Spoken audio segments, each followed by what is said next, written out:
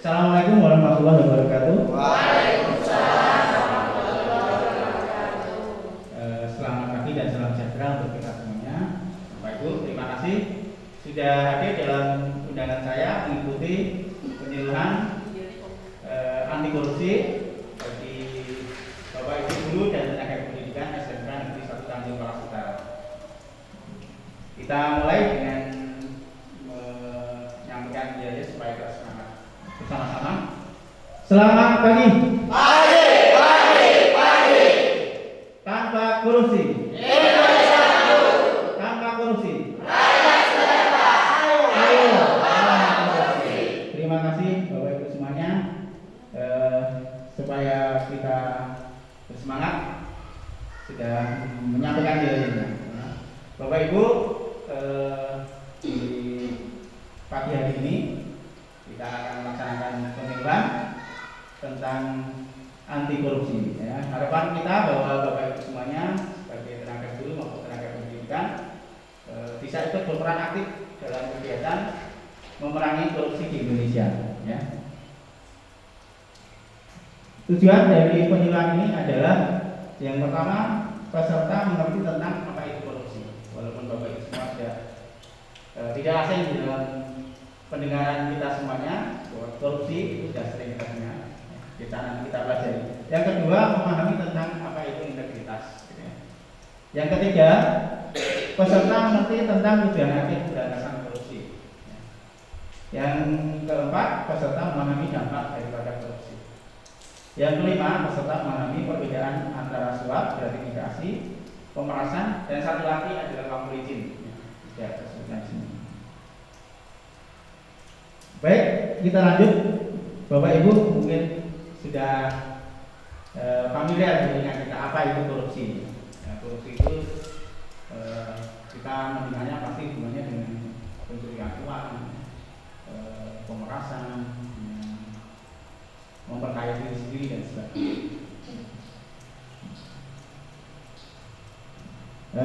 Dalam kehidupan sehari-hari kita sebagai guru atau sebagai tenaga pendidikan, terutama sebagai guru, hal-hal seperti ini sering kita lihat.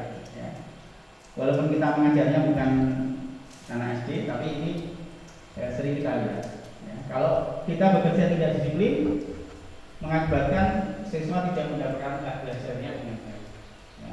Mereka mendapatkan kadang bully, kadang di kelas, bolos, dan sebagainya. Nah, itulah mungkin sebagian dari dosa-dosa kita yang mungkin pernah atau mungkin sering kita lakukan. Nah, mau tidak mau kita harus membenahi diri kita. Ya. Apakah ini termasuk dalam tindakan korupsi? Nah, nanti kita lihat. Apa itu korupsi? Ya. Kalau dari suku katanya korup atau korupsi berarti busuk atau suka menerima uang suap atau menerima uang sogokan atau memakai kekuasaan untuk kepentingan diri sendiri atau memperkaya diri sendiri. Ya. Berikutnya dari Ferry Campbell Black, gitu ya, menjabarkan bahwa korupsi adalah perbuatan yang dilakukan dengan maksud memberikan beberapa keuntungan yang bertentangan dengan tugas dan hak orang lain. Ya. Berikutnya juga korupsi atau juga sering disebut rasuah atau juga mencuri adalah tindakan pejabat publik, ya, baik politisi maupun pegawai negeri serta pihak lain yang terlibat dalam tindakan itu secara tidak wajar, tidak legal atau ilegal, menyalahgunakan kepercayaan publik yang dikuasakan kepada mereka untuk mendapatkan keuntungan sepihak. Itu tentang pengertian korupsi.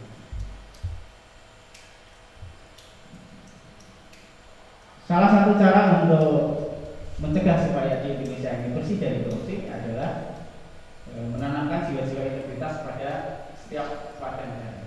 Ya. Kalau kita ada di dunia pendidikan, ya berarti memulainya dari diri kita sendiri. Diri kita sendiri nanti kita tularkan kepada anak kita untuk menjadi anak-anak yang berintegritas. Apa sih itu integritas? Ya, kita sering dengar apa sih integritas itu? Ya, integritas adalah bertindak secara konsisten antara apa yang dikatakan dengan tingkah laku yang sesuai dengan nilai yang diharusnya dalam kehidupan sehari-hari. Ya. Itu yang namanya integritas. Nah, nilai-nilai integritas itu ada 9. Ya. Yang pertama nilai intinya adalah jujur, disiplin, tanggung jawab. Yang kedua, etos kerjanya adalah mandiri, kerja keras, dan sederhana. Nilai sikapnya berani, peduli, adil. Ya. Ada 9 nilai integritas yang harus kita tanamkan dalam diri kita sendiri. Kalau 9 ini tertanam dalam masing-masing orang yang ada di Indonesia, setiap personal yang ada di Indonesia, terutama pada setiap orang-orang yang punya pemangku kepentingan, Indonesia pasti bisa bersih dari korupsi. Berikutnya tujuan akhir dari usaha mencegah korupsi di Indonesia adalah Indonesia terbebas dari korupsi. Sampai sekarang kita belum terbebas dari korupsi. Bahkan kalau dilihat dari datanya, jumlah korupsi sudah berkurang, tapi nilai korupsinya jauh bertambah. Itu yang menjadi kekhawatiran kita. Sehingga apa yang harus kita kerjakan, apa yang harus kita berikan kepada negara untuk berperan aktif dalam kegiatan korupsi. Bagaimana jika Indonesia atau negara kita ini tanpa korupsi? Seperti apa? Jadi kita bisa lihat sebagian dari yang bisa saya paparkan, diantaranya tidak ada kemiskinan. Kalau tidak ada korupsi, yakin Indonesia tidak ada kemiskinan. Yang kedua, anak-anak mendapatkan hak untuk sekolah. Seperti yang tadi saya gambarkan, kalau guru tidak disiplin, sebagian haknya mereka hilang. Itu adalah dosa jariah kita. Yang ketiga, kesehatan masyarakat terjamin. Dengan sendirinya kalau Indonesia tidak korupsi, kekayaan kita bisa kita nikmati, salah satunya dengan menikmati jaminan kesehatan. Yang keempat, lingkungan asri. Yang kelima, kenyamanan transportasi umum. Jadi ini hanya sebagian kecil yang bisa saya sampaikan.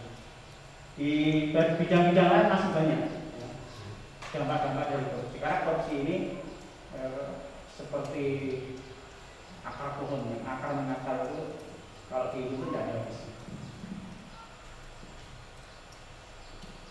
Juga dampak dari korupsi. Apa sih dampaknya dari korupsi? Sama dengan tadi, kalau Indonesia bersih korupsi itu apa saja bisa kita nikmati. Tapi sebaliknya kalau korupsinya tidak kita berantas atau bahkan tingkat korupsinya terus naik, apa sih dampaknya? Dampaknya juga luar biasa kan.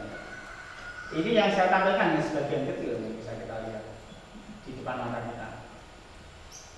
Yang pertama, dampak korupsi adalah pelayanan publik dan jasa yang makin mahal. Ya, kita sering menikmati itu. Saat enak-enaknya kita berbisnis, membina usaha kita, tahu-tahu misalnya harga lomboknya naik luar biasa. Atau pas kita panen harga lomboknya jatuh luar biasa. Kedua, pengentasan kemiskinan yang lambat. Akses yang makin terbatas untuk rakyat miskin.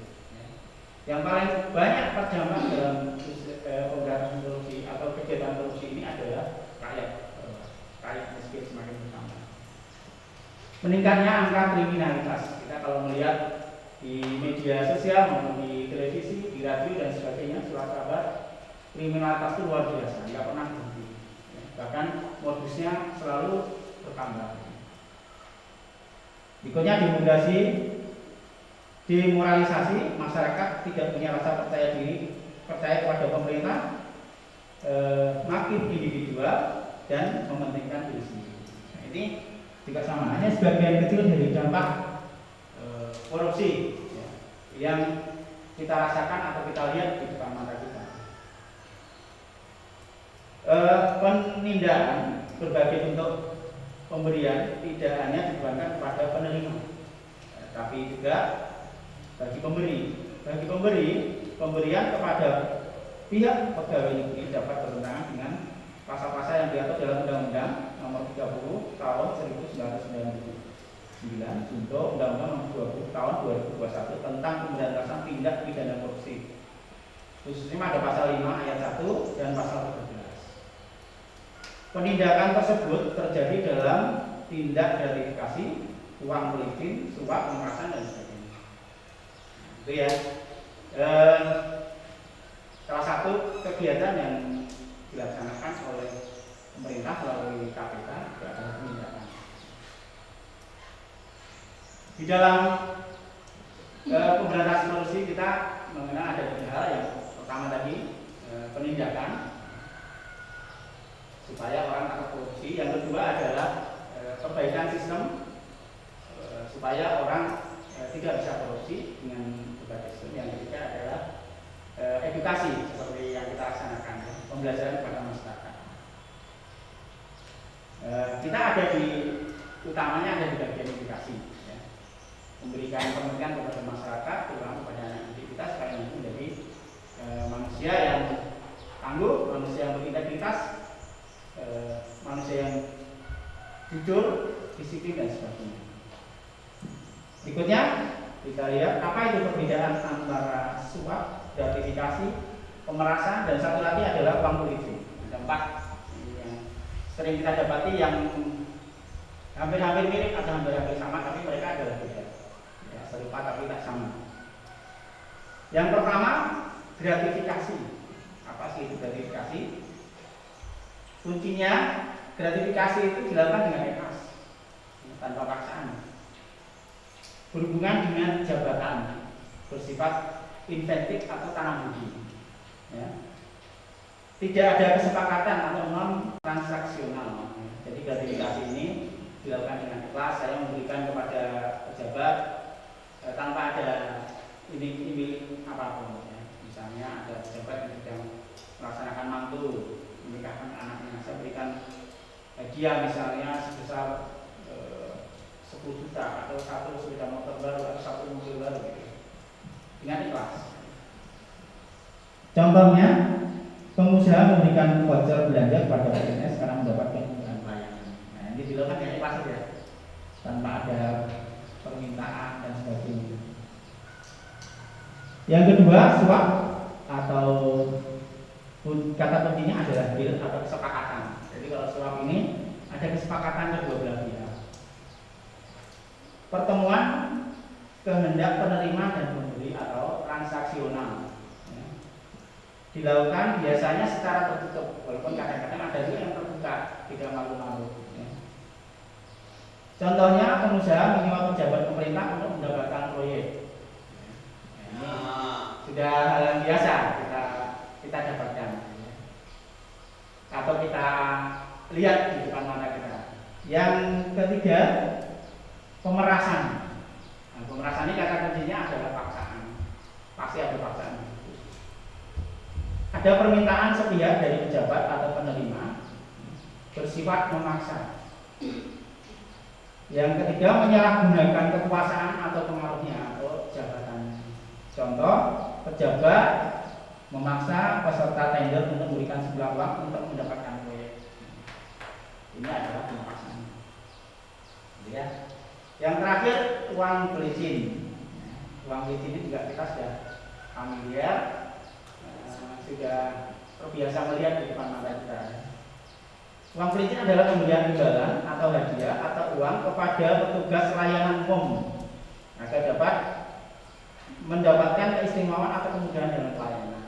Umumnya kalau uang pelicin ini nilainya kecil, misalnya 10.000, 5.000, paling banyak 100.000. Nah, contohnya misalnya dalam pengurusan KTP misalnya di kelurahan atau di tabir, gitu. Kita biasanya kasih uang sedikit biar mudah, biar nggak dipersulit. Nah, itu adalah bagian dari uang pelicin. Uang pelicin ini juga sama ikhlas seperti gratifikasi, tapi uang pelicinnya ada maksudnya. Maksudnya adalah mendapatkan pelayanan, ya, menjabatkan kemudahan. Kalau kita misalnya tidak mau antri di loket, misalnya di rumah sakit atau di bank dan sebagainya, kita mau dapat antri langsung di depan, bisa juga dengan memberikan sejumlah imbalan kepada yang bertanggung jawab di situ. Itu juga masuk dalam. Bagaimana kita berperan aktif kepada pemerintah sebagai masyarakat, kita memberikan informasi ataupun aduan dan sebagainya, kemana kita harus melakukannya. Ya. Nah ini salah satunya ada kemana kita harus melakukan pengaduan. Yang pertama ada GUL, gratifikasi online, itu untuk pengaduan ke pusat. Ya, biasanya ke KPK, ini programnya KPK. Maka itu tandanya GUL KPK ini. Ya.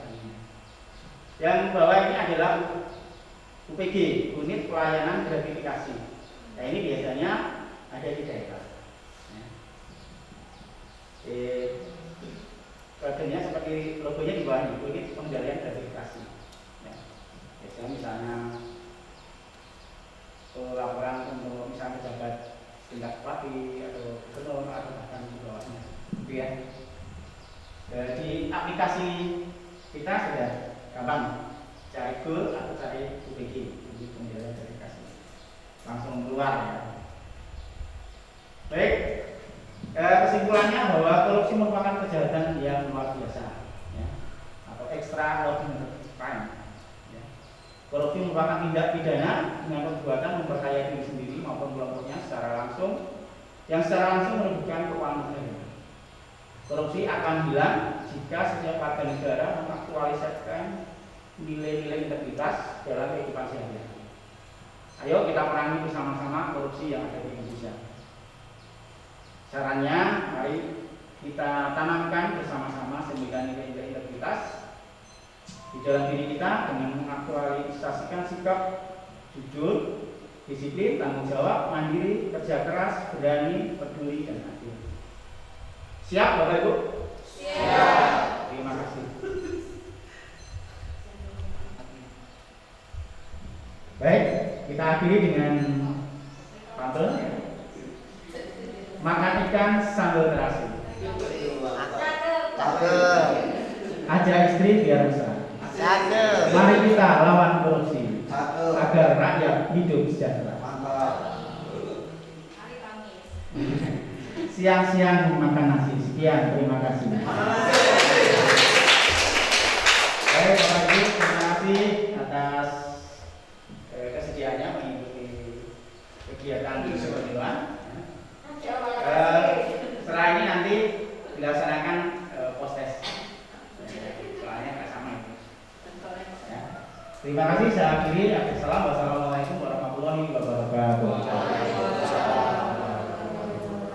Selamat siang.